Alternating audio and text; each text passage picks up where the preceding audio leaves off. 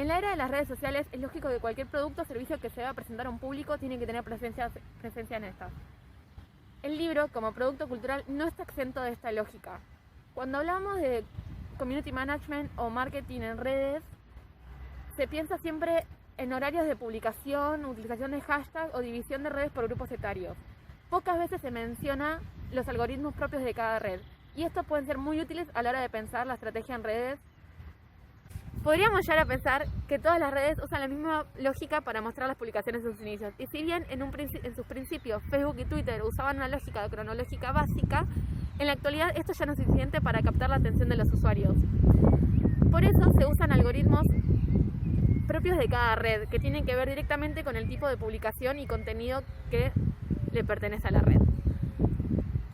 Cabe aclarar que los algoritmos son cerrados de la empresa, por lo tanto no podemos saber exactamente cómo funcionan, pero sí sabemos un par de interacciones que tienen en cuenta. Existen muchas redes sociales, pero en mi análisis voy a considerar aquellas que creo más relevantes para la industria editorial. Estas son Instagram, Facebook, Twitter, YouTube y TikTok.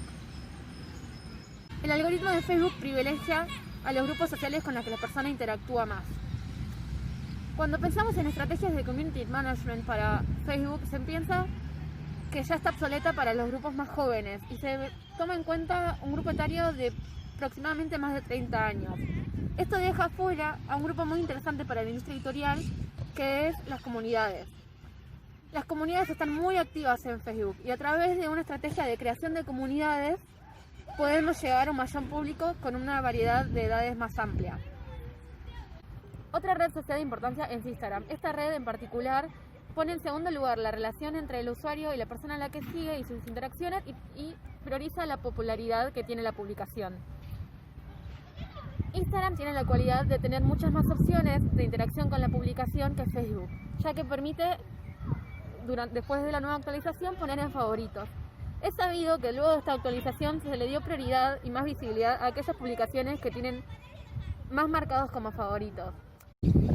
Esto da una oportunidad para la industria editorial para pensar nuestras publicaciones como de utilidad para el usuario. Como ejemplo, hace unos meses una marca de golosinas sacó una publicación en la cual mostraba cómo mantener la respiración y controlar la respiración para aquellas personas que tengan ataques de ansiedad. Invitó a las personas a guardar en favoritos esta publicación por si tenían cercanos o si ellos mismos sufrían ataques de ansiedad.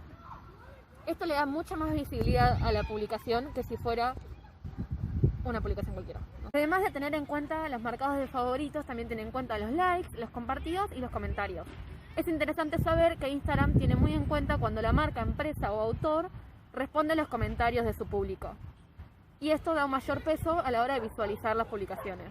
Tenemos que tener en cuenta que la temporalidad sigue siendo un factor importante para Instagram, siendo así las publicaciones más actuales las que se dan prioridad en el feed, además de las que tienen más interacción y las que tienen relaciones con los usuarios. Hablando de temporalidad, Twitter es la red social que más considera este factor. Cuando pensamos en noticias actuales o información por un determinado periodo de tiempo, Twitter es la red social que engloba este concepto. Es una red social para informarse, no hay que pensar esto como de forma erudita, sino que Twitter permite seguir ciertos intereses y palabras clave. Podrían ser un interés como Tom Holland o economía argentina, y le da privilegio a aquellos tweets que informan sobre los temas que le interesan al usuario. YouTube tiene un algoritmo mucho más básico en comparación al resto de las redes sociales, ya que en el inicio muestra los canales al que está suscrito el usuario y luego las recomendaciones se basan en una serie de popularidad, intereses del usuario y tiene mucho peso la cantidad de tiempo por la que se reproduce el video, siendo aquellos que se reproducen completo más privilegiados que los que se abandonan a la mitad o al inicio. En esta misma línea, en contraste con YouTube, TikTok tiene el algoritmo más complicado, más complejo hasta el momento. Se basa en la creación de un perfil de usuario en el cual, a través de sus me gustas, de sus interacciones, de sus compartidos, la duración de lo que ve el video, cuántas veces lo repite, muchos más factores, crea un perfil de los intereses del usuario, llegando a mostrarle los intereses que la persona sigue o los intereses que el mismo algoritmo puede recomendarle a la persona.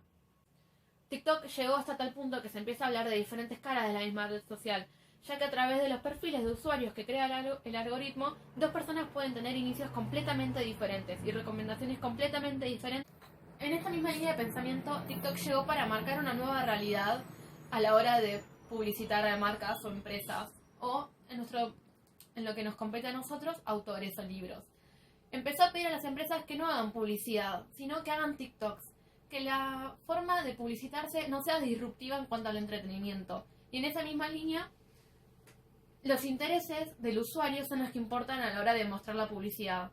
Ya no elige la empresa a qué público dirigirse, sino que es el mismo algoritmo el que, dependiendo de los intereses, presupone si el producto, marca, servicio es interesante, puede llegar a ser interesante para el usuario. En cualquier sentido, la forma de acercamiento de cada red es diferente y cambiante. Los algoritmos no son estáticos y mucho menos los intereses de los usuarios. Las formas de acercamiento tienen que ser cada vez más personalizadas para lograr las interacciones y visualizaciones en las redes colapsadas de intereses, usuarios y productos. Las estrategias en redes no son simplemente analizar los horarios de publicación o la utilización de hashtag. Tiene que haber una constante comunicación de ambas partes. La impersonalidad ya no funciona en las redes.